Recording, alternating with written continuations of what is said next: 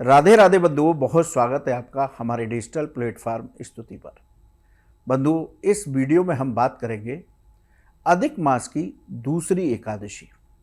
इसका व्रत कब रखना शुभ होगा, इस साल इस एकादशी पर क्या शुभ मुहूर्त बन रहे हैं, किस तरह की पूजा विधि होगी और इस व्रत को रखने से किन फलों की प्राप्ति होती है। देखिए बंधुओं, अधिक मास परम कल्याणकारी मास है। 3 साल के अंतर पर अधिक मास आता है। भगवान विष्णु ने इसे अपना नाम पुरुषोत्तम देकर के इसके महत्व को बहुत बढ़ा दिया, इसलिए अधिक मास को पुरुषोत्तम मास भी कहा जाता है।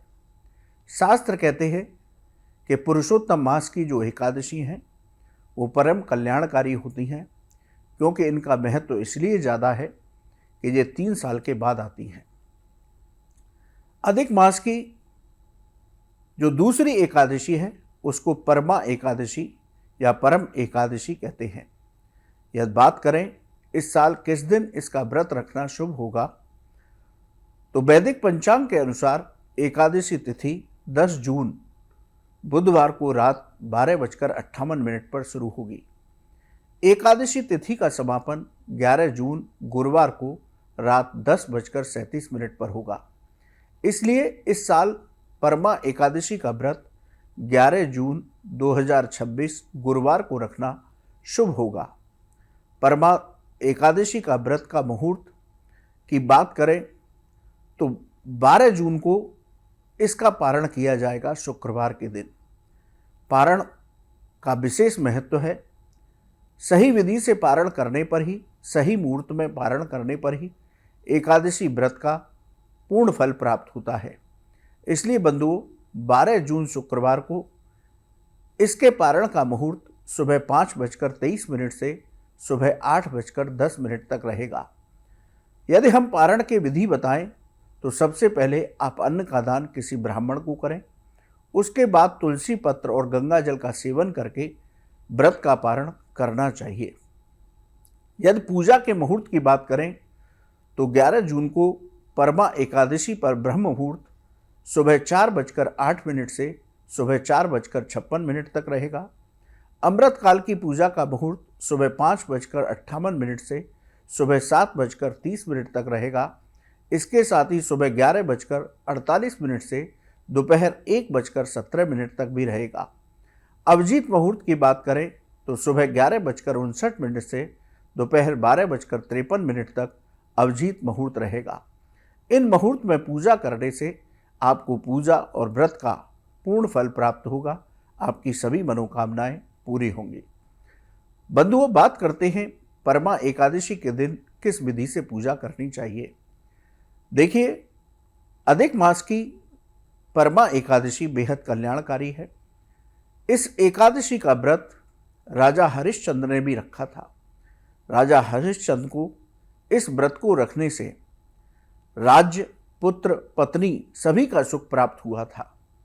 इसी के साथ धन के अधिपति कुबेर जी ने परमा एकादशी का व्रत रखकर ही भगवान शिव को प्रसन्न किया, भगवान श्री हरि को प्रसन्न किया और भगवान शिव ने उन्हें धन कुबेर का अधिपति बनाया। तो कुबेर जी ने भी इस परमा एकादशी का व्रत करके देवताओं का धन का अधिपति बनने का सौभाग्य प्राप्त किया था। इसलिए बंधुओं, परमा एकादशी के दिन हमें शास्त्र विधि से पूजा करनी चाहिए।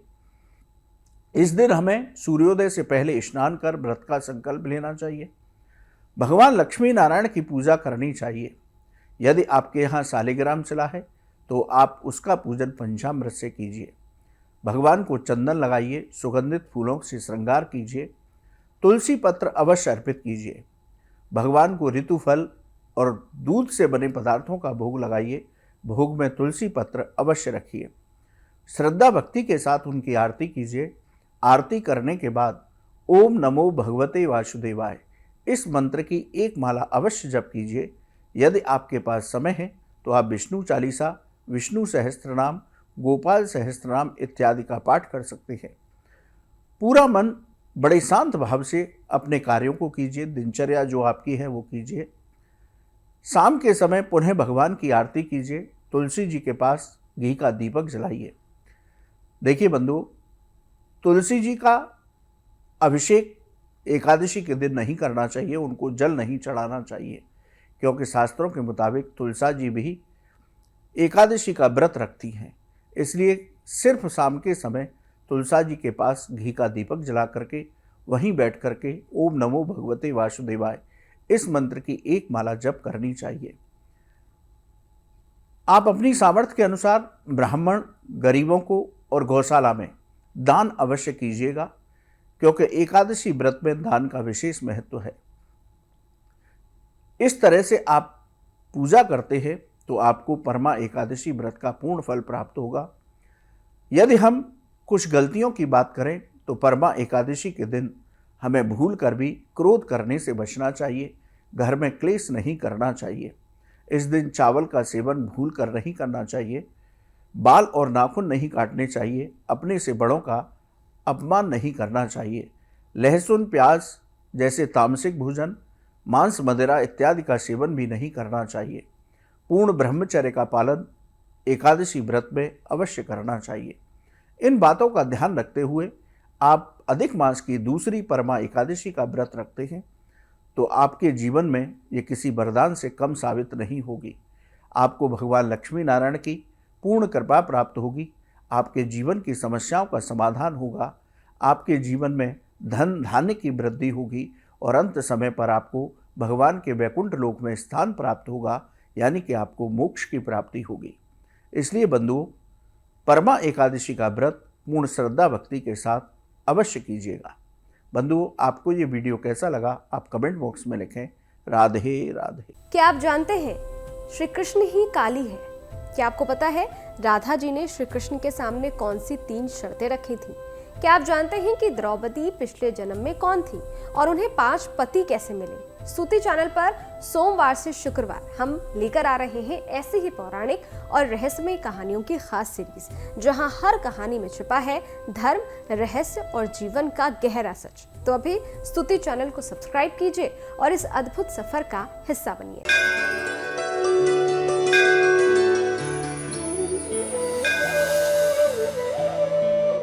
क्या आप जानते हैं श्री कृष्ण ही काली है?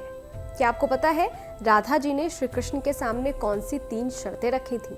क्या आप जानते हैं कि द्रौपदी पिछले जन्म में कौन थी और उन्हें 5 पति कैसे मिले? स्तुति चैनल पर सोमवार से शुक्रवार हम लेकर आ रहे हैं ऐसी ही पौराणिक और रहस्यमय कहानियों की खास सीरीज, जहां हर कहानी में छिपा है धर्म, रहस्य और जीवन का गहरा सच। तो अभी स्तुति चैनल को सब्सक्राइब कीजिए और इस अद्भुत सफर का हिस्सा बनिए।